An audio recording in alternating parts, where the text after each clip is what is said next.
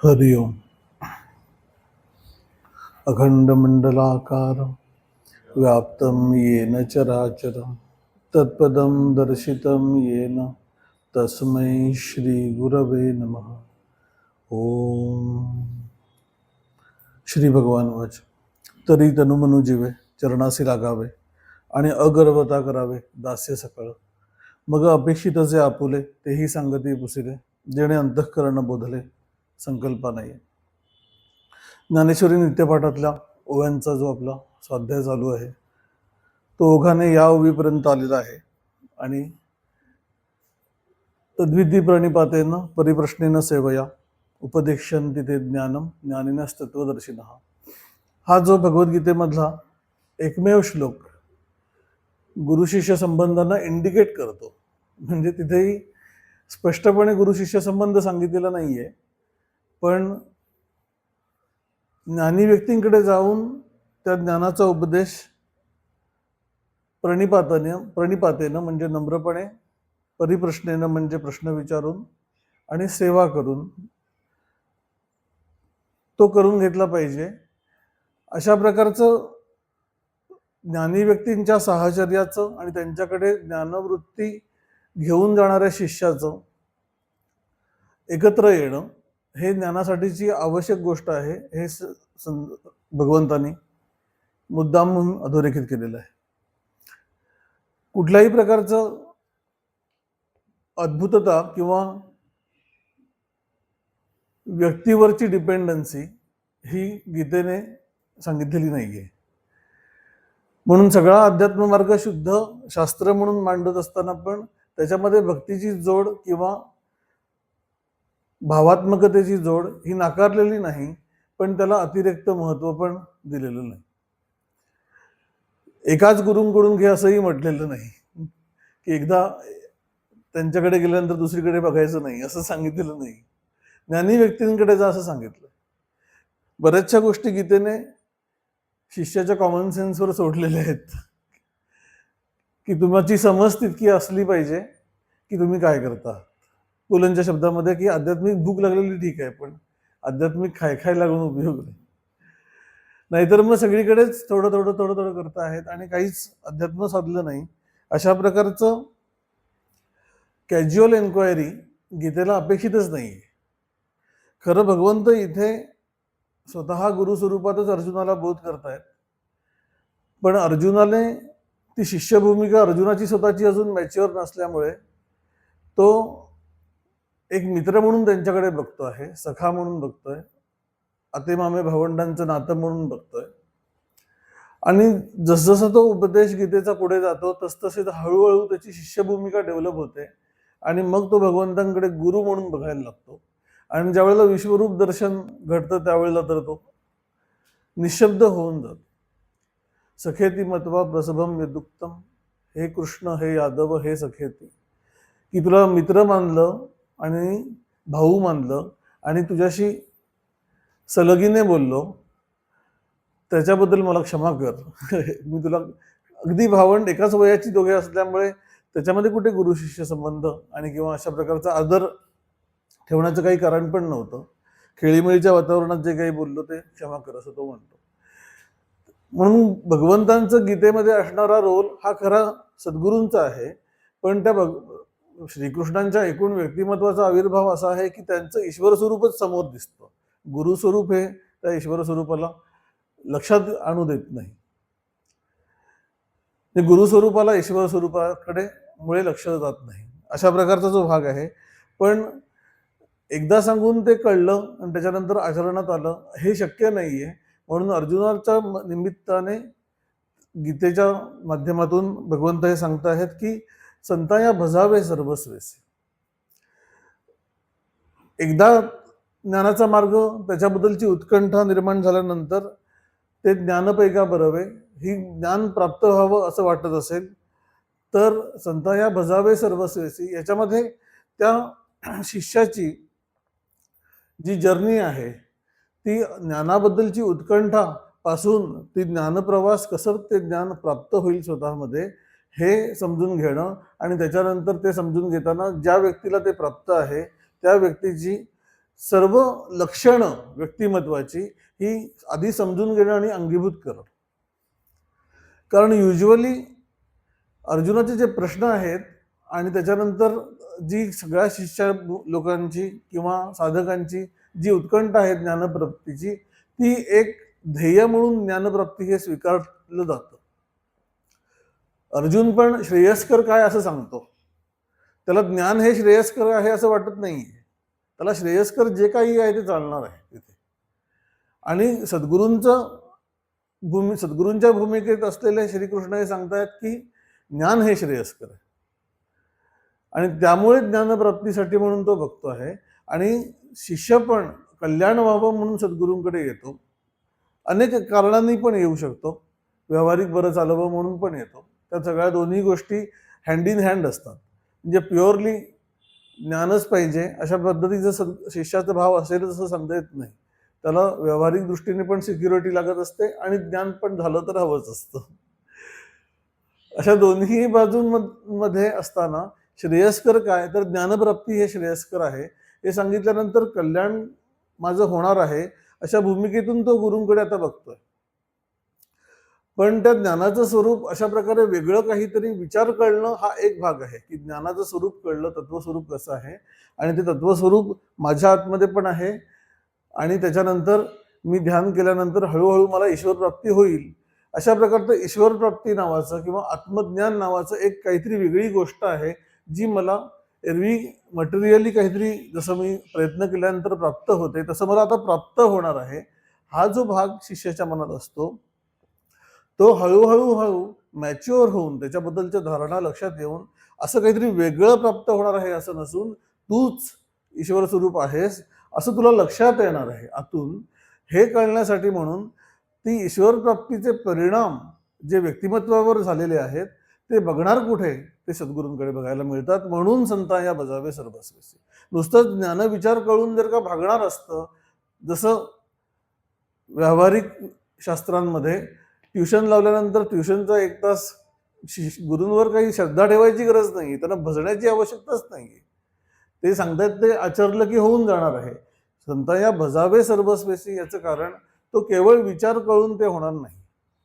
तो विचार अंगीभूत झालेल्या व्यक्तीची लक्षणं पाहता पाहता आपल्या दिनचर्येमध्ये काय काय फरक करावा लागणार आहे, मनोवृत्तीमध्ये काय काय फरक करावा लागणार आहे या सूक्ष्म धारणा हळूहळू संतांकडे बघून कळतात. म्हणून संता या भजावे सर्वस्वेसी आपल्या एकूण आजपर्यंतच्या व्यक्तिमत्वाचे असणारे जे आग्रह आहेत, इंटरेस्ट आहेत, जे जे ज्ञानाला आड येणाऱ्या गोष्टी आहेत त्या आम्हाला स्वतःहून लक्षात आल्या टप्प्याटप्प्याने येतील. पण संतांकडे बघून कळतं की ह्या सगळ्या गोष्टी आमच्या थोडी याला कात्री तरी लावायची आवश्यकता आहे. किंवा स्वामी जसं म्हणायचे की खूप भूक लागली सकाळी उठल्यानंतर तर आधी आंघोळ वगैरे केल्याशिवाय मी खाऊ शकत नसे असे ते स्वतःबद्दल बोलले. तर ते तसं करण्याची गरज काय आहे ते हळूहळू कळतं की कारण भूक किंवा खाणं ही माणसाची बेसिक इन्स्टिंक्ट आहे कुठल्याही प्राण्याची आणि त्याच्यामधून ते मन इतक्या लगेच बहिर्मुख होतं, इंद्रिय प्रधान होऊन जातं की आम्हाला एरवी ते जाणवतच नसतं. जशी जशी साधनेची फ्रिक्वेन्सी वाढते मुळात आणि ती फ्रिक्वेन्सी वाढल्यानंतर त्याच्यामधलं डेप्थ प्राप्त होत नाहीये. एका लिमिट नंतर आमच्या पुढे काही होतच नाहीये असं ज्यावेळेला लक्षात येतं त्यावेळेला व्यक्तिमत्वामध्ये मुळात असलेली जी एक बहिर्मुख प्रवृत्ती आहे आणि ती मुख्यतः अन्नाच्या माध्यमातूनच फोफावते आहे. त्याला ज्ञानेश्वर महाराजांनी असं म्हटलंय की इतर इंद्रियांना कंट्रोल केलं पण रसनेला कंट्रोल नाही केलं तर तो जी कामप्रवृत्ती आहे अंतःकरणातली म्हणजे उपभोग प्रवृत्ती आहे ती वेगळ्या मार्गाने पसरते. म्हणजे एखादा वृक्ष जर का उभा वाढायला त्याला स्कोप नाही मिळाला तर तो आडवा वाढतो आणि तो जास्तीच बेडप दिसतो. त्याप्रमाणे ती उपभोग प्रवृत्ती रसनेंद्रियावर कंट्रोल नाही केला तर वेडीवाकडी वागते. रसनेंद्रियावर कंट्रोल नाही केला याचा अर्थ युक्ताहार विहार पाळणं हा भाग बरोबरच आहे पण त्याच्याबरोबर आंतरिक भूमिका जी आहे ती आंतरिक भूमिका साधण्यासाठी म्हणून रसनेंद्रियावर संयम करणं म्हणजे खूप भूक लागलेली असताना पण आधी उपासना हा जो भाग आहे त्याला प्राधान्य देऊन थोडंसं कंट्रोल करून त्या भावात शांतपणे सात्विक मनोभूमिका राखून ते करणं, हे करण्याची गरज असते. हे टेक्निकली आम्हाला कितीही कळलं तरी ते आचरायचं कसं हे संतांना बघितल्याशिवाय कळत नाही. आणि सर्व संतांनी हे सांभाळलेलं दिसतं. स्वामी विवेकानंदांनी त्यांच्या एका शिष्याला पुढच्या काळामध्ये, म्हणजे त्यांच्या शेवटच्या काळामध्ये, बेलूर मठामध्ये ज्या वेळेला होते त्यावेळेला संध्याकाळच्या वेळेची जेवणाची वेळ झाली, 7-7:30च्या वेळेला त्या सगळ्या संन्यासांचं जेवण होत असे. तर त्याने बराच स्वामींकडे त्याच्या आधी आला होता तो दुपारी, आणि चर्चा वगैरे झाल्या, स्वामींनी काही उपदेश वगैरे केला, आणि मग जेवणाची घंटा व्हायची. जेवणाची घंटा झाल्यावर स्वामी म्हटले, चल माझ्याबरोबर. कशाला? माझं जेवण बघायला चल म्हणाले. आणि त्यांचं जेवण म्हणजे अगदीच एखाद दुसरी पुरी आणि थोडंसं काही जे होतं, फार काही अर्थात संपन्नता नव्हतीच मठामध्ये त्यावेळेला, पण त्यांचं जेवण बघायला चल म्हणजे संन्याशाने, योगी व्यक्तीने कसं जेवलं पाहिजे हे बघितल्याशिवाय नाही कळत, की आम्हाला लाज नाही वाटत आम्ही जे खातो ते बघा बघा. की हे किती कंट्रोल्ड आहेत, ज्ञानावस्थेसाठी किती जागरूक आहेत. ज्ञानावस्था जी कल्पना आहे आमची की एका मोमेंटला ती प्राप्त होते, ती खरीच आहे, पण त्या मोमेंटला प्राप्त झाल्यानंतर ती मेंटेन करण्यासाठी एकूण शरीर आणि मन हे सारखं अलर्ट मोडमध्ये ठेवावं लागतं, आणि त्या अलर्ट मोडमध्ये राहण्यासाठी त्यांनी किती गोष्टी सांभाळल्या होत्या. गुणातीताची लक्षणं सांगताना भगवद्गीतेमध्ये असं म्हटलेलं आहे की त्या गुणातीत व्यक्तीला, ज्याप्रमाणे आम्ही, गुणातीत म्हणजे सत्व रज तम हे जे आंतरिक गुण आहेत त्याच्यावरची डिपेंडन्सी आहे आमची, म्हणजे अनुसंधान राखायला आम्हाला सात्विक राहावं लागतं. राजसिक असो आम्ही, खूप गोष्टी मनामध्ये आठवत आहेत, आम्ही काहीही करू शकत नाही त्यावेळेला, मनात नुसतं म्हणून धावत असतं. तामसिक असेल तर आम्हाला झोप येते, आळस येतो, पण सात्विक राहिलं तर आम्हाला हळूहळू ईश्वर प्राप्तीकडे लक्ष द्यावं, वेध घ्यावा, अशी भूमिका अंतःकरणात निर्माण होण्यासाठी सत्वगुणाची आवश्यकता आहे, डेफिनेटली आहे साधकाच्या दृष्टीने. पण जी व्यक्ती पूर्णत्वाला प्राप्त आहे त्यांनी असं म्हटलं की प्रकाशमच्या प्रवृत्तींच्या मोहमेवच पांडव. प्रकाश म्हणजे ज्ञानावस्था, सात्विक अवस्था, प्रवृत्ती म्हणजे राजसिक अवस्था, आणि मोह म्हणजे तामसिक अवस्था. या तिन्ही अवस्थांना त्या आल्या तरी तो त्याची इच्छा करत नाहीत, आणि याव्यात किंवा दाव्यात अशा प्रकारचा कुठलाही कंट्रोल मनावर ठेवत नाही. गुणातीतची लक्षणं म्हणजे थोडक्यामध्ये आम्हाला जी डिपेंडन्सी आहे की सात्विक वेळेमध्येच आम्ही तत्वस्वरूप होण्याचा प्रयत्न करतो किंवा सेल्फवर राहायचा प्रयत्न करतो, करू शकतो रादर, आणि इतर मनाच्या प्रवृत्ती आमच्या आड येतात तशा त्याच्या त्या आड येत नाही, असं त्यांना सांगायचं. तो इतक्या सहज भूमिकेमध्ये असतो की मन एखाद्या वेळेला क्षुब्ध झालं, होऊ देत, त्याने काय फरक पडतो. स्वामी विवेकानंदांची लक्षणं सांगताना स्वामींनी ते म्हटलं होतं की ज्यावेळेला स्वामीजी चिडायचे त्यावेळेला चिडायचे. आता मला राग कसा आला, मग मी ज्ञानी आहे अशा प्रकारची भूमिकाच अंतःकरणात नाही, कारण त्याने आत्मधली स्थिती, स्वरूपस्थिती इम्पॅक्ट होत नाही. असं असलं तरी स्वरूपस्थिती इम्पॅक्ट होत नसली तरी त्या स्वरूपस्थितीत राहण्याचा जो ईज आहे तो सत्वगुणांमध्ये आहे, हे त्यांना माहीत नसतं, अशातला भाग नाही. म्हणून ओव्हरऑल संतांचं जी दिनचर्या आहे ती ते कशा प्रकारे सात्विक राखतात. आमच्या समोर जे उदाहरण आहे स्वामींचं, आम्ही ज्या वेळेला त्यांना बघितलं त्यावेळेला ते ऑलरेडी नोकरीमधून वगैरे निवृत्त होऊन गेलेले होते, त्यामुळे केवळ अध्यात्म हाच त्यांचा आयुष्याचा भाग बघायला मिळाला, आणि त्यांच्या आधीचा पण भाग त्यांचा बहुतेकसा संशोधनामध्ये गुंतलेले असल्यामुळे आणि टूरवर असल्यामुळे खूप सारं व्यावहारिक गोष्टी ऍड्रेस कराव्या लागल्या असं वाटत नाही. त्यांना ते लागल्या असतील, आम्ही नुसतं विहंगावलोकन म्हणतात तसं त्यांचं आयुष्य बघतोय. डेली आयुष्यामध्ये अनेक गोष्टी त्यांनाही डील करायला लागलं असेल. ज्या ठिकाणी ते काम करत होते तिथे काही ऑफिस पॉलिटिक्स नसेल असं म्हणता येत नाही. त्यांच्या आठवणीमध्ये एका त्यांच्या कलिगची आठवण आहे, त्यांची मला नाव आठवत नाहीये, पण त्यांनी असं म्हटलंय की ऑफिसमध्ये काही वेळेला गोंधळ असायचेच, कोणाला मान द्यायचा, कोणी पुढे जायचं, स्वामी त्यात नसत अजिबात. काम सोडून ते इतर कुठल्याही गोष्टींवर ऑफिसमध्ये चर्चा सुद्धा करत नसत. म्हणून एक व्यावहारिक भाग त्या संतांच्या आयुष्याला असतो. त्यांनाही प्रवृत्तीपर व्हावं लागतं, त्यांनाही लोकांशी संबंधित व्हावं लागतं. ज्या ज्या प्रकारचे लोक, सगळेच लोक काही त्यांच्याकडे गुरु म्हणून आता आदराने वागत नसतात. अनेक नात्यांनी, अनेक कारणांनी लोक समोर आलेले असतात, आणि त्या सगळ्यांमधून जात असताना पण आपलं आंतरिक अनुसंधान टिकवून ठेवण्यासाठी मुळात प्रवृत्ती सात्विक करत जावी लागते. बाहेरची परिस्थिती सात्विक होईल आणि मग मी सात्विक राहीन, हे खूपच म्हणजे स्वीट ड्रीम आहे, असं होऊच शकत नाही. तुम्ही सात्विक राहिलात तर तुम्ही हळूहळू बाहेरच्या परिस्थितीमध्ये स्वतःला कसं मेंटेन करायचं हे शिकता, आंतरिक शांतता राखणं हे शिकता. म्हणून त्यांनी अख्खा दिनक्रम त्यांचं बघितल्यानंतर कशा कशा प्रकारे ते सात्विक राहिले, काय काय करू शकले, काय काय केल्यानंतर त्यांना असं लक्षात आलं, प्रयोगातूनच ते पण गेलेले आहेत. म्हणजे त्यांच्या एकूण कुठल्याही संतांच्या व्यक्तिमत्वामध्ये एक दिव्यत्व आहे, पण त्या दिव्यत्वाबरोबर एक मानवी भूमिका आहे. त्या मानवी भूमिकेतून शिकत शिकत शिकत ती व्यक्ती तिथपर्यंत गेलेली आहे. त्यांच्यामध्ये असलेल्या मुळात ज्या दैवी गुणसंपत्ती आहे त्यामुळे फार संघर्ष त्यांनी निर्माण होऊ दिला नाही, असं आम्हाला बाहेरून बघताना तरी नक्की वाटतं. आमच्यामध्ये तो होत असेल तर त्याच्यामध्ये आमचं कारण असं आहे की आमचा ओव्हरऑल आग्रह बाह्य परिस्थितीने आम्हाला सहाय्य करावं हा आहे. आंतरिक परिस्थिती आमची आम्ही अनुकूल करून घ्यावं याच्याकडे आमचा कटाक्ष नाही, आणि असं करून जमणार नाही हे संतांकडे बघून कळतं. म्हणून संता या बजावे सर्वस्वी. त्यांनी जे केलं तया म्हणूनच यांनी पुढे जे म्हटलंय की तयांची आचरती पाऊले चरणांशी लागावे. कशासाठी चरणांशी लागावे? कारण ते चरण, ती पावलं या मार्गावर चालली, आणि त्यांच्याकडे बघता बघता बघता आम्हाला हे कळून जाईल की काय करायला पाहिजे. पण केवळ बघून आणि त्यांचं ॲप्रिशिएट होऊन स्वामींचं कसं ग्रेट होतं असं म्हणून नाही भागणार, तुम्हाला ते करावं लागेल. तर त्या चरणांशी लागावे, तनु मनु जीवे असा सिक्वेन्स सांगितलेला आहे. शरीराच्या अंगाने चरणांशी लागावे सोपं आहे, पण ते रमण महर्षींनी म्हटल्याप्रमाणे की फिजिकली केलेला नमस्कार हा त्या एकूण शरणागतीची खूपच वरवरची बाह्य आविष्कृती आहे. त्याला फारसं काही महत्वच नाही. किती वेळा तुम्ही समोर लोटांगण घालणार, आणि ते सारखे तरी का लोटांगण घालून घेतील तुमच्याकडून?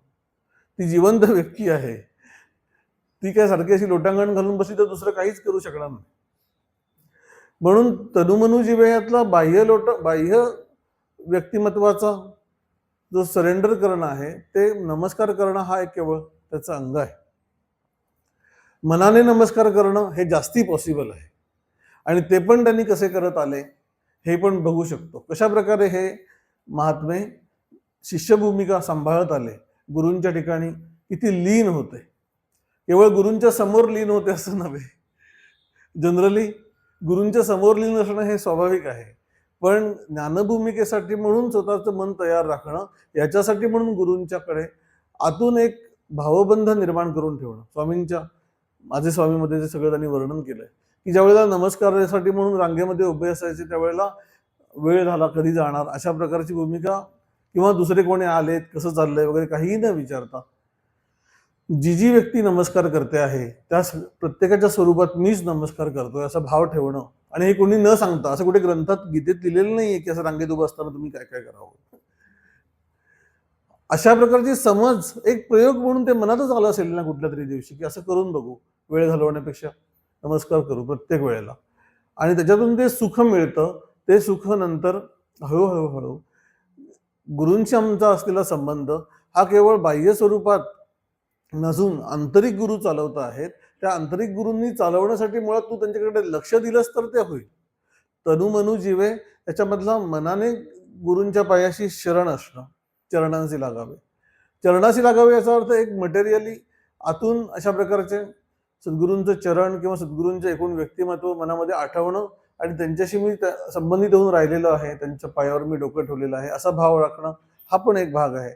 आणि दुसरं म्हणजे मनाने ते सांगताहेत त्या वेगवेगळ्या भावांमध्ये त्यांच्याशी संवाद साधणं, हे पण स्वामींनी केलेलं त्यांच्या चरित्रात दिसतं. म्हणून संताया बजावे सर्वस्वेसी याच्यामध्ये मुळात मनाच्या सगळ्या प्रवृत्ती ज्या आम्हाला ईश्वरप्राप्ती ह्या ध्येयापासून विमुख करतात, किंवा अखंडित अनुसंधान साधायचंय, स्वरूपावर राहणं थोडं जमत नाहीये, मन खाली येतं, मग भावाच्या साह्याने सद्गुरूंच्या सानिध्यात राहा असं त्याला पटतं.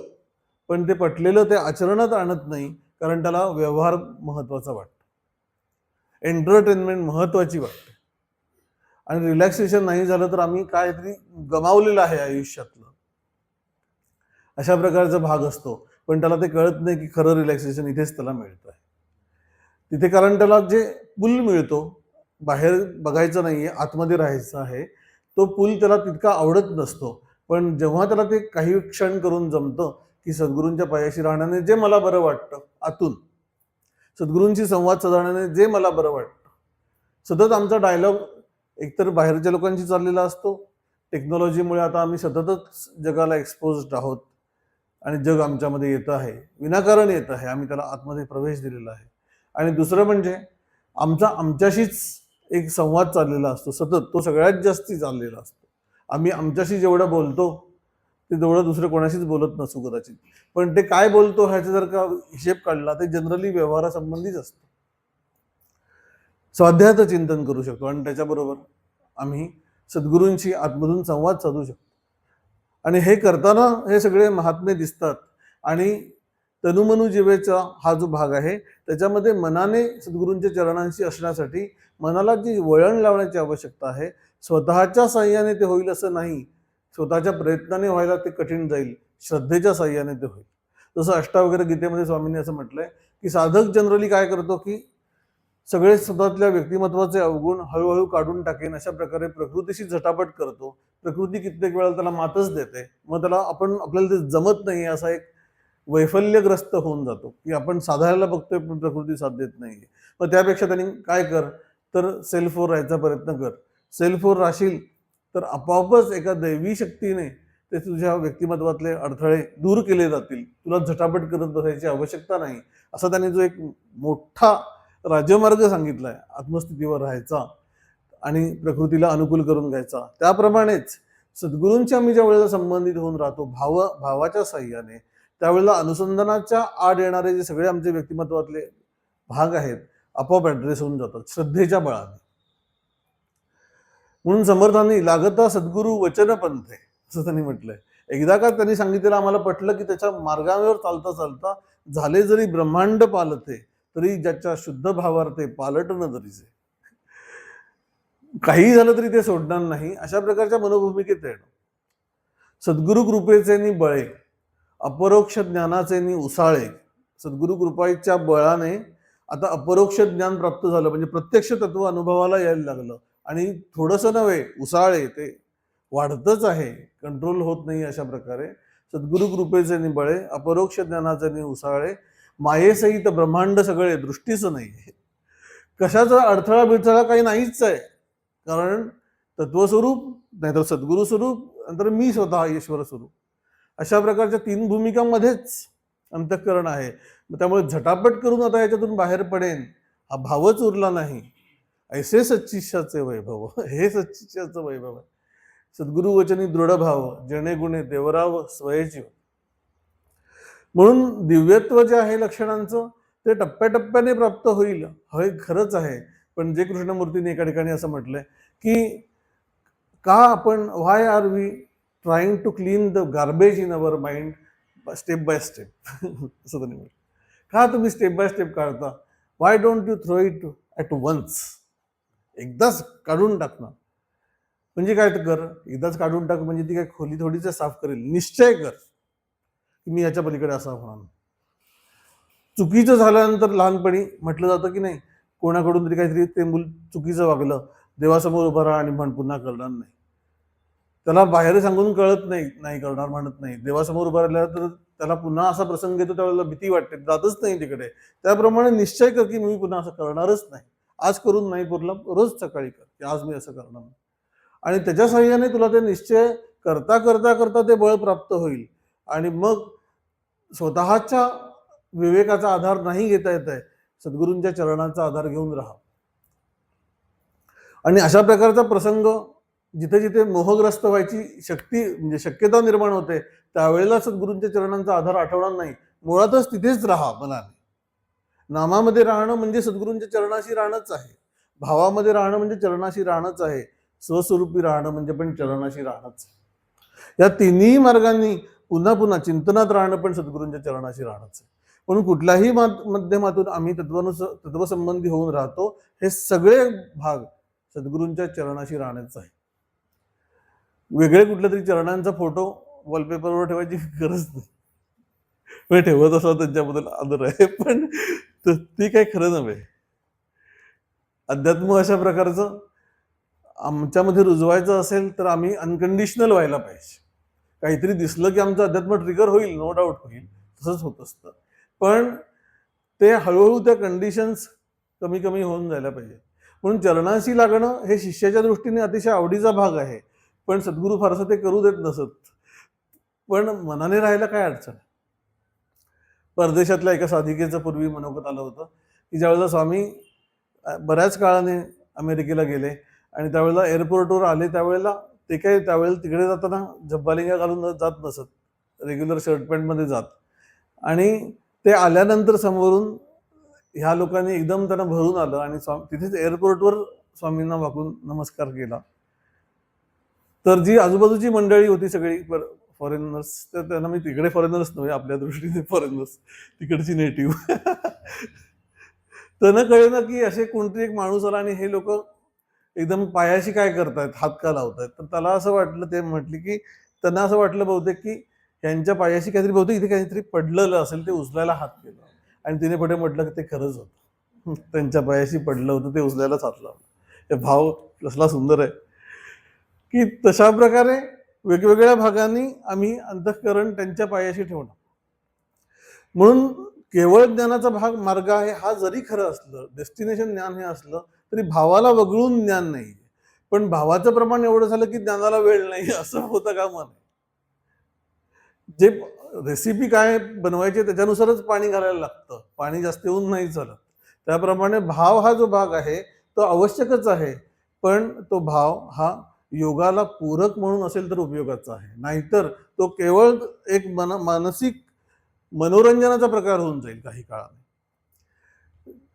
विकार अंतःकरणातले हे केवळ भावाच्या साह्याने काही काळ ते शमल्यासारखे दिसतात, पण भाव जरा जरी खाली आला कुठल्याही कारणाने की ते सगळे पुन्हा व्यक्तिमत्व आहे असं येतं. ते कायमस्वरूपी जर का वाईप आउट व्हायचं असेल, आत्मस्वरूपी राहायला शिकायला लागतं.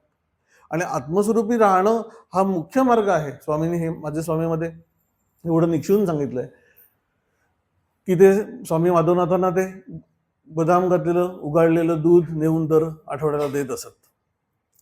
आणि त्याच्यानंतर ते करताना पण ते बदाम उगळताना सहाणेवर नामस्मरण करत करत करत करत ते बदाम उगाळला जाई, मध्ये दूध बनवत फ्रीजमध्ये ठेवून दुसऱ्या दिवशी सकाळी स्वामींना पोस्ट करत, स्वामी ॲप्रिशिएट पण करत. आणि त्याच्यानंतर त्यांनी असं लिहिलेलं आहे की हे सगळं चालू असताना पण आता सद्गुरूंशी आमचं मानसिक तादात्म्य झालेलं आहे, भावात्मक तादात्म्य झालेलं आहे आणि स्वतंत्र साधना करण्याची गरज नाही, अशा प्रकारचा भाव हा फसगत करणारा भाव आहे. कारण ते तत्व सगळीकडे असलं तरी तुझं तुझ्यामध्ये तू शोधलंयस का हा प्रश्न आहे. तू शोधलं नाहीस म्हणून काय तत्वाला फरक पडत नाही ना सद्गुरूंना फरक पडत आहे. पण माझं शोध, माझ्या पुरतीचा शोध मला लागलेला असणं आवश्यक आहे, मी कोण आहे याचा. नाहीतर तो लागलेला नाहीये आणि सद्गुरूंबद्दलचा भाव आहे हे अलीकडची भाग आहे खूपच. म्हणून बाकी सगळ्या गोष्टी स्वामींनी जो प्रधानता ह्या भागाला दिली की स्वरूपानुसंधानावर राहा, सेल्फवर राहा, याचं कारण भाव असणं गुरूंबद्दलचं ह्या नैसर्गिक गोष्ट आहे, जास्ती सोपी गोष्ट आहे. पण कठीण आहे म्हणून करणारच नाही अशा प्रकारचा सिलेबस मधला पूर्वी म्हणजे कॉलेजला असताना शाळेला असताना एक डी सेक्शन असायचा की जो सगळ्यात टफ असायचा. पासिंगला वरचे मार्क पुरायचे 35% ABC वाले, डी लोकांमध्ये जनरली जायचं. म्हणून मेरिटमध्ये कोण येतात त्यांना डी जमतो तेच येतात. तर इथे असं प्रकारचं पार्शियल पासिंग नाहीये, तर पास नाही तर अलीकडेच आहे, ज्ञान आहे किंवा नाहीये, अर्धवट आहे असं कसं असू शकेल. वैचारिक ज्ञान आहे हा भाग आहे, पण अनुभव यायचा असेल तर आत्मस्वरूपी राहण्याचा अभ्यास करायला लागेल. आणि तो भाग वगळून किंवा त्याला तो जमत नाहीये म्हणून भावाच्या साह्यावर राहणं असं करून उपयोग नाही. तो जमत नसेल तर तो जमण्यासाठी म्हणून जे जे करावं लागेल ते करावंच लागेल. गुरूंना आतून प्रार्थना करून पण ते येईल, पण ते केवळ प्रार्थना करून येणार नाही, प्रोसेस करून ते येईल. आणि त्या प्रोसेससाठी मन सहाय्य करत नाही, ते सात्विक राहायला पाहिजे. म्हणून भावाचा भाग घेणं, संतांची भजावे त्याचं कारण ते आहे की प्रोसेससाठी म्हणून मन मऊ होणं, अहंकाराचा ताठा सोडून. कारण शेवटी जर का तत्वामध्ये मन विलीन करायचंय, ते इतकं नाजूक किंवा डेलिकेट गोष्ट आहे, त्याच्यासाठी किमान आधीच्या ज्या डेलिकेट, थोड्या रिलेटिव्हली कमी डेलिकेट गोष्टी आहेत त्या तरी साधून बघ, तुला कळेल की ती गोष्ट किती कठीण जाईल आहे. ती कठीण जाण्याचा पण टेन्शन घेण्याची गरज नाही, टप्प्याटप्प्याने ते हळूहळू सॉफ्ट अंतःकरण होत जातं, सेन्सिटिव्ह होत जातं अंतःकरणातले अशा प्रकारचे भाव आणि योगस्थिती धारण करायला. म्हणून म्हणून हा सगळा प्रवासाचा भाग तनु मनु जिवे, स्वतःचं वेगळेपण तत्वामध्ये विलीन करून टाकणं आणि चरणासी लागावे आणि अगरवता करावे दास्य सकळ. आणि भूमिका कुठली आहे हे सगळं करत असताना दास्य ही भूमिका आहे. आणि दास्य भूमिका असताना पण ते दास्य मी किती छान करतो आहे असं स्वतःलाच जे अंतःकरण ॲप्रिशिएट करतं ते टाकून दे. बाहेर गर्व करणार नाहीस हे तर करायला नाहीच पाहिजे, प्रश्नच नाही. पण आतमध्ये पण एक सेल्फ सर्टिफिकेशन चालतं माणसाचं, मला बरं चाललंय माझं, ते प्रॉब्लेम नाही बरं चाललंय याचा, ते चाललं चांगलीच गोष्ट आहे, पण ते स्वतःच्या कॅपॅसिटीने चाललंय असं समजू नको, असं त्यांना म्हणायचं. गर्व बाहेर तर नाहीच आहे, आतमध्ये पण ठेवू नकोस. आपसुक रीतीने साधना होत असेल, आपसुक रीतीने अंतःकरण अनुसंधानात राहत असेल, नाम घेत असेल, स्वामींनी एकदा म्हटलं तर कृपा आहे असं समज, सांगायला जाऊ नको चार चौघांना माझं जमतंय मला म्हणून. ते कृपेने होत आहे असं समज. आणि त्याच्या दृष्टीने आता ती कृपा सहाय्य करते आहे, अजून मी करेन, अशा प्रकारचा भाग अंतःकरणात ठेवणं. कालच असा विचार करता करता एकाने मला परवाच्या दौऱ्यामध्ये विचारलं होतं की स्वामींबद्दलचा तुमचा भाव कुठला आहे, तर ते काय मी त्याला आन्सर नाही केलं. तर काल मी असा विचार करता करता वाटलं की स्वामींकडे बघून आपल्याला नक्की काय वाटायचं, तर कित्येक वेळेला अजून अभ्यास करायला पाहिजे असं वाटतं. जे आपल्याला जमतंय असं वाटतंय ना, हे खूप अलीकडचं आहे. त्यांचं ते बघितल्यानंतर असं वाटतं अजून भरपूरच अभ्यास करायचा राहिलाय. मनाच्या श्लोकांवर मी त्यावेळेला थोडंसं काम करून त्यांना पाठवलं होतं वही, की बघायला. मला ऍक्सिडेंट झाला होता म्हणून मी नव्हतो गेलो, पाठवलेली होती वही कस्तुरीकडून. त्याने ती घेतली आणि अशी ठेवून दिली वही, उघडली पण नाही. आणि मला त्याचं कळल्यावर एकदम हे वाटलं की उघडून तरी बघायची, वाईट झालं तर वाईट झालं म्हणायचं. त्यांनी ठेवून दिली. आणि त्याच्यानंतर त्यांच्या मनाच्या श्लोकाचं जे बायफर्केशनचे कार्ड्स होती ते काम करायला म्हणून मला दिलं. आणि त्यानंतर मी बघताना असं लक्षात आलं आपण उगीच केलं आधीचं आपलं, हेच बघायला पाहिजे होतं. पण ते निमित्त झालं. म्हणजे त्यांनी मला हे आत्ता असं लक्षात आलं, आधी मी कधी हा विचार केलेला नव्हता, की जर का मी असं काहीतरी उद्योग करून माझ्या अकलेने केलं नसतं तर ते त्यांनी काय केलं हे मला बघायला मिळालं नसतं. म्हणून एक इच्छा त्यांना कुठेतरी दिसली असावी, हा धडपडतोय, जमत नाहीये पण धडपडतोय, त्याला दाखवावं कसं असतं ते. आणि त्यांचा फोन आला त्यावेळेला काय झालं म्हणजे झालं का काम, तर म्हटलं तुमचं बघून असं वाटलं की भरपूरच अभ्यास व्हायला, असं म्हटलं होतं मी त्यावेळेला त्यांना. तर हसले फक्त, काही बोलले नाही. भरपूर अभ्यास व्हायला पाहिजे म्हटल्यानंतर रिअलायझेशन आहे एक प्रकारचं सद्गुरूंकडे बघितल्यानंतर, की एक बापरे अशा प्रकारचा अभ्यास असतो आपला बराच व्हायला. म्हणून त्या सगळ्याचा मार्गक्रमण अभ्यास हा आहे आणि अभ्यासासाठीची ही अनुकूलता आहे अंतःकरणाला प्राप्त करून दिलेली. पण शिष्याची अशा प्रकारे असलेली धडपड अंतःकरणाची, कदाचित शिष्य काही वेळेला गुरूंचं जे साह्य मिळतं आहे ते नीट न कळल्यामुळे ते ओलांडून पुढे जायची पण शक्यता असते, की अजून काहीतरी करून बघू. म्हणजे हे जनरली होत नाही, पण हे नेमका हा प्रसंग मला काल आठवला की स्वामी विवेकानंदांचा, की निर्विकल्प समाधीची इच्छा होती, ती रामकृष्णांच्या आशीर्वादाने प्राप्त झाली, पण पुन्हा होणार नाही. आता मी सांगतोय ते जगन्मातेचं कार्य झाल्याशिवाय कुलूप लावलेलं आहे आणि किल्ली माझ्याकडे आहे, असं त्यांनी ते म्हटलं. आणि त्याच्यावर विवेकानंदांचं स्वतःचं असं काहीतरी म्हणणं होतं, ते त्यांना मान्य नव्हतं की अशा प्रकारे अवस्था माझी बंद करून टाकलेली. म्हणून हर एक प्रयत्नाने त्यांनी ते पुन्हा पुन्हा करायचं बघितलं. आणि ज्या वेळेला ते होत नाही असं लक्षात आलं आणि परिव्राजक अवस्थेमध्ये होते, त्यावेळेला पवारी बाबांची ज्या वेळेला भेट झाली गाझीपूरला, आणि त्यांच्या व्यक्तिमत्वाने पण ते भारून गेले एक प्रकारे. आणि आपल्या आपल्या प्रयत्नाने होत नाहीये, तर आता ह्यांच्याकडून तरी आपल्याला निर्विकल्प समाधी मिळावी म्हणून त्यांनी एक दिवस जाऊन त्यांचा अनुग्रह घ्यायची ज्या वेळेला इच्छा प्रकट केली. रात्री बोलवलं होतं त्यांनी अनुग्रहाला. आणि आतून द्वंद्व खूप होतं, कारण रामकृष्णांना एवढं जवळ बघितलेलं होतं, एवढी कृपा प्राप्त होती. आणि आता माझ्या हेतूसाठी म्हणून मी त्यांना ओलांडून आता दुसरे गुरु करतोय, केवढं द्वंद्व असेल त्या माणसाच्या मनामध्ये आपण इमॅजिन नाही करू शकत. गाईड कोण करणार, बाहेर कोणाला विचारणार ही गोष्ट. आणि ती तडफड तडफड करून ते गेले असतील. आणि ज्या वेळेला जायला निघाले त्यावेळेला त्या द्वंद्वामध्ये मन इतकं विकल झालेलं होतं. आणि असा अनुभूतीचा वर्णन आहे की त्याच वेळेला त्या खोलीमध्ये एक दिव्य प्रकाश फाकला आणि म्हणून त्यांनी वर बघितलं तर तिथे रामकृष्ण उभे दिसले. भावावस्थेतच आहे हे सगळं, तिथे काय रामकृष्ण फिजिकली होते असं म्हणण्याचं कारण नाही. ती भावावस्था उत्कट होत होत होत दर्शनापर्यंत आली. रॅशनली गेलं तर असंच झालं. म्हणजे रशनली बाजूला ठेवू थोडंसं, कारण ते भावात्मकता विलोभनीय आहे. आणि रामकृष्णांचे त्याने असं म्हटलंय की त्या रामकृष्णांच्या चेहऱ्यावर दया, करुणा आणि तिरस्कार असे सगळ्या भावांचं मिक्सचर होतं. आणि ते डबडबलेल्या डोळ्यांनी त्याच्याकडे पाहत होते. आणि त्याच्यानंतर विवेकानंद पण बघत राहिले केवळ त्या मूर्तीकडे. आणि सकाळ झाली, दुसरं काहीच नाही होऊ शकलं. आणि त्यांना सकाळ झाल्यानंतर पण आतला आवेग एवढा होता, त्यांनी म्हटलं हे सगळं झालं हा मानसिक खेळच असेल माझा. इतके स्वतःबद्दल क्रिटिक होते. दर्शन झालं गुरूंचं म्हणून सॅटिस्फाईड असं नाही झालं. निर्विकल्प समाधी हवीच आहे एवढं सगळं झाल्यावर पण, आणि मिळेल त्या मार्गाने हवी आहे. केवढी ज्ञानाची भूक आहे ती. माणूस एकदा प्राप्त झाल्यानंतर आयुष्यभर गुणगान सांगत फिरेल. तर ते एकदा झालेली नाही, पुन्हा हवी आहे. मी म्हणेन तेव्हा मला हवी आहे, अशा प्रकारच्या भूमिकेत ती व्यक्ती आहे. आणि म्हणून दुसऱ्याच रात्री परत जायचं ठरलं. परत तेच असं 21 रात्री झालं. मग त्यांनी असं म्हटलं की लोळण घेतली अक्षरशः, की पुन्हा मी असं करणार नाही, म्हणजे क्षमा मागितली. आणि त्याच्यानंतर बऱ्याच काळाने त्यांनी एक कविता लिहिलेली आहे विवेकानंदांनी, की त्या कवितेमध्ये जे वर्णन आहे ते बहुतेक त्या रात्रीच आहे असं त्या लेखकाने म्हटलेलं आहे. कारण त्यांना कधीही या प्रसंगाच्या पुढे जेव्हा विचारणा होईल त्यावेळेला ते बोलू शकत नसत, ते अतिशय गंभीर होऊन जात. कारण की तो भाव पुन्हा एकदा अंतःकरणावर आरूढ होऊन जात असे. त्याच्यामध्ये त्यांनी असं म्हटलंय, ती जी कविता आहे, बंगाली आहे, तुझा थोडाचे शब्द छान मला खूप आवडतात बंगाली असले तरी, पण त्याचा मराठी अर्थ पण सांगतो. त्याने असं म्हटलंय, कभू छेले खेला करी तोमासने. छेले खेला म्हणजे मी पोरकटपणा करतो तुमच्याशी. कभू छेले केला करी तोमासने, कभू कभू क्रोध करी तोमा. कधी मी तुमच्यावर रागावतो आणि तुमच्यापासून दूर पळून जायला बघतो. परे जेते चाई दुरे पालाई, म्हणजे मी पळून जायला बघतो.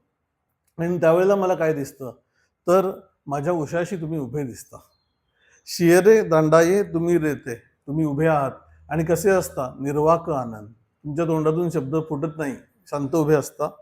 छलछल आखी, डोळे पाण्याने डबडबलेले आहेत रामकृष्णांचे. चाहो मम मुखपाने, आणि माझ्याकडे तुम्ही मोठ्या करुणाने बघता आहात. आणि मग मी ते तुम्हाला तसं बघितल्यानंतर मी जे जायचं ठरवलं होतं ते मी सोडून देतो. अमनी जे फिरी, मी पुन्हा फिरतो, मागे फिरतो. तव पाये धरी, तुमचं पाय धरतो. किंतु क्षमाभिक्षा नाही मागे, पण तुमची क्षमा नाही मागत. किती विलोभनीय आहे हे सगळं. आणि मी क्षमा मागत नाही म्हणून तुम्ही माझ्यावर रागवत नाही, तुम्ही नाही करो रोष. मग पुढे ते म्हणतात, पुत्र तव, मी तुमचा मुलगा आहे, अन्य के सहिबे प्रकल्पता, की असा उर्मटपणा उद्धटपणा दुसरा कोण सहन करून घेतलं असतं. मी तुमचा मुलगा आहे म्हणूनच तुम्ही सहन करताय, असं त्याने बजावतात. प्रभू तुम्ही, प्राणसखा तुम्ही मोरे. आणि शेवटी त्यांनी असं म्हटलंय, कबू देखी, म्हणजे कधी कधी असं पाहतो, तुम्ही आम्ही, आम्ही तुम्ही, मीच तुम्ही आहे आणि तुम्हीच मी आहे. म्हणून ज्ञानावस्था परिपूर्ण प्राप्त होती, म्हणजे फायनल अवस्था योगामधली, योग समाधीमधली, निर्विकल्प समाधी प्राप्त झाल्यानंतर पण एक व्यक्तिमत्व राहतं. आणि ते व्यक्तिमत्व त्या शांती सुखाचा अनुभव घेऊ पाहतं. पण केवळ स्वरूपानुसंधान राखता राखता ते जमेल ही समज पण त्याला निर्माण व्हायला लागते. सारखं त्या अवस्थेचाच आग्रह दर्शील तसं नाही राहता येणार. तुझी प्रकृती तुझ्याकडून काम करून घ्यायला जी आहे, त्यांच्याकडे जे नियतीने काम सोपवलेलं होतं ते जगाला शिक्षण देण्याचं होतं. आमच्याकडे कदाचित आमचं नोकरी करणं एवढंच काम असेल, पण ती प्रवृत्ती आम्हाला व्यवहारात आणेलच. आणि त्याच्यानंतर मग साधायचं काय आहे, आता या अभंगात जसं आपण ऐकलं, सहज समाधी सापडले धन, की जिथे जिथे आम्ही आहोत तत्वसंबंधी होऊन राहू. केवळ अशा प्रकारे एकाच ठिकाणी बसल्यानंतर समाधी आणि इतर वेळेला व्युत्थान असं न राखता आम्ही त्या व्युत्थानामध्ये पण स्वरूपानुसंबंधी होऊन राहू. आणि त्याच्यासाठी म्हणून जे करणं आहे आंतरिक रीतीने ती सेवा आहे. पण कशा प्रकारे फिजिकली पण या काही वेळेला उदाहरण अशी मिळतात की शिष्यांनी गुरूंची सेवा केलेली आहे. एक रामेश्वर टापरे नावाचे गुळवणी महाराजांचे शिष्य होते. त्यांचं डेक्कनला फळांचं दुकान होतं. आणि ज्या वेळेला ते गुळवणी महाराजांकडे यायला सुरुवात झाली, अगदी साधा माणूस, म्हणजे शेतकरी वाटेल बाह्यता असं साधी व्यक्ती, 1960चा काळ आहे, म्हणजे आपण इमॅजिन करू त्यावेळेस. तर त्यांना असं वाटलं की स्वामींची, म्हणजे महाराजांची सेवा करावी. तर काय करावं, तर महाराज रोज सकाळी पूजा करतात, पूजेला कदाचित त्यांना फुलं लागत असतील तर चांगली फुलं आपण आणून देत जाऊ. म्हणून त्यांनी फुलं आणायला सुरुवात केली. म्हणजे महाराजांच्या पूजेच्या बरोबर आधी त्यांची फुलं रोज हजर असायची. जर त्यांना जमत नसेल तर मुलीला किंवा बायकोला पाठवून ती फुलं वेळेच्या आधी आणि कोणी ठेवून गेलं हे कळायचं नाही, महाराजांना रेडी असायचं. म्हणजे फुलं ठेवली तर महाराज असं सांगायला थांबले नाहीत किंवा उद्या कुठली आणू हे विचारायला पण थांबले नाही, ते ठेवून निघून जायचे. आणि मग महाराज चौकशी करायची कोणी आणले, मग कळायला लागलं की हेच आणतात.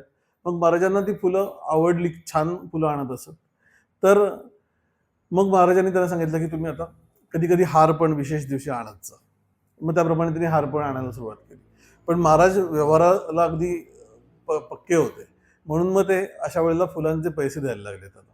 आता गुरूंची आज्ञा मग कशाला देता, नका वगैरे तर नाही म्हटलं, त्यांनीही घेतले.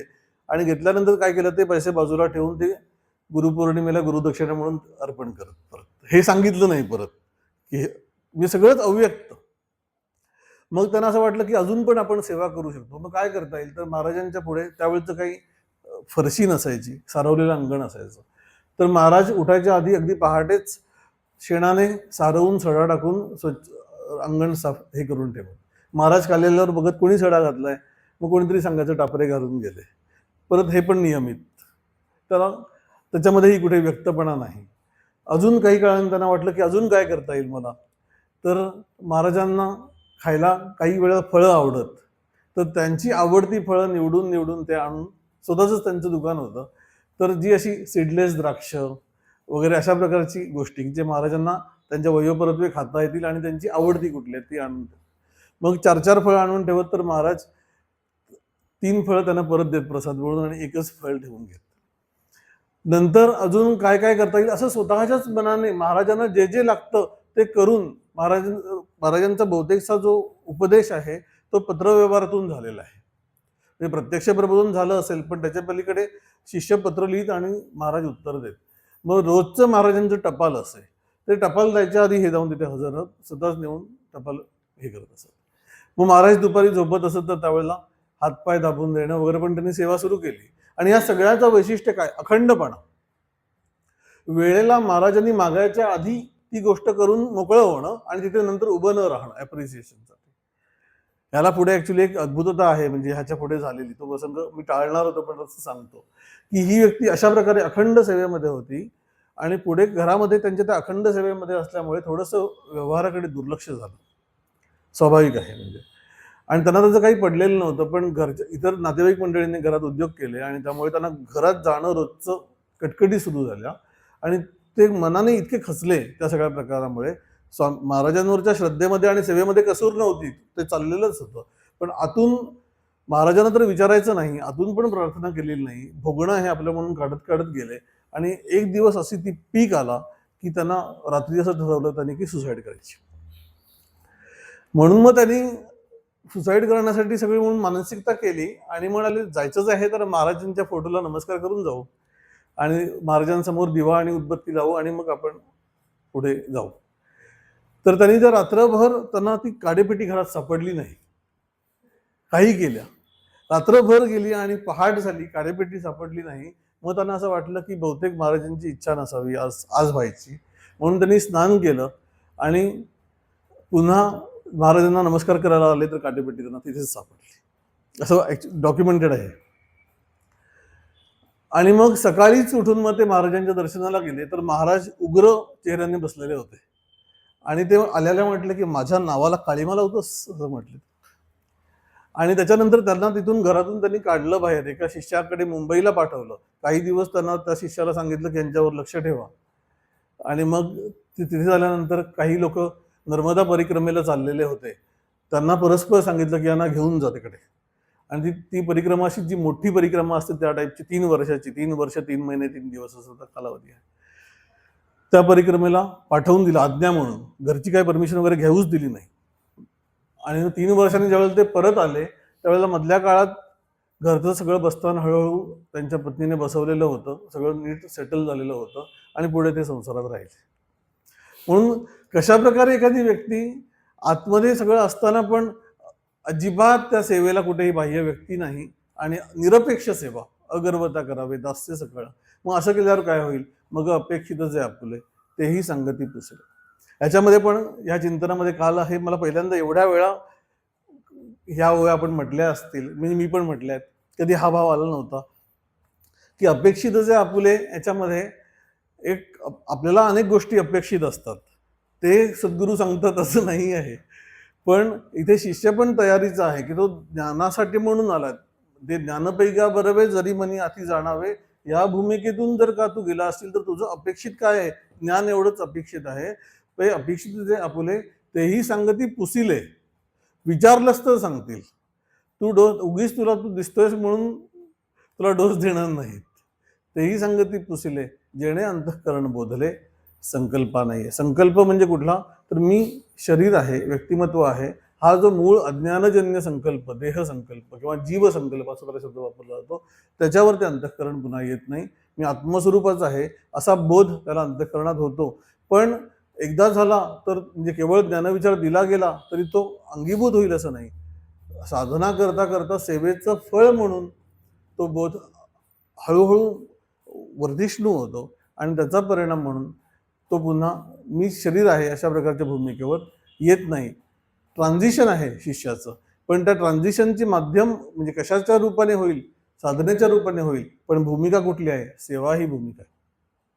आणि ती ज्ञानावस्थेला प्राप्त झाल्यानंतर काय होईल? ते वेळी आपण पेया संहिते ये अशेषही भूते माझ्या स्वरूपी अखंडित विकसित. स्वतः सकट सर्व जग ईश्वर स्वरूपच असं पाहशील, हे त्याची फलश्रुती आहे.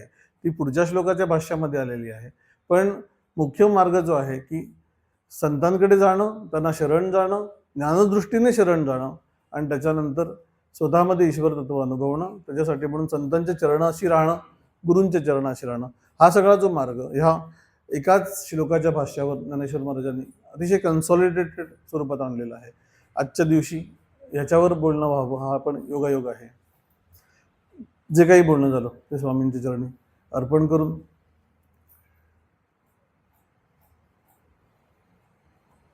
सर्व शिष्यांना आत्मस्वरूपाचं पूर्ण ज्ञान व्हावं असं स्वामींच्या चरणी मागून मी थांबतो. हरिओम तत्सत. सदा सर्वदा योग तुझा घडावा, तुझे कारणे देह माझा पडावा. उपेक्षू नको गुणवंता अनंता, रघुनायका मागणे हेची आता. उपासनेला दृढ चालवावे, भूदेव संतांचे सदा नमावे. सत्कर्मयोगे वय घालवावे, सर्वामुखी मंगल बोलवावे. जय जय रघुवीर समर्थ.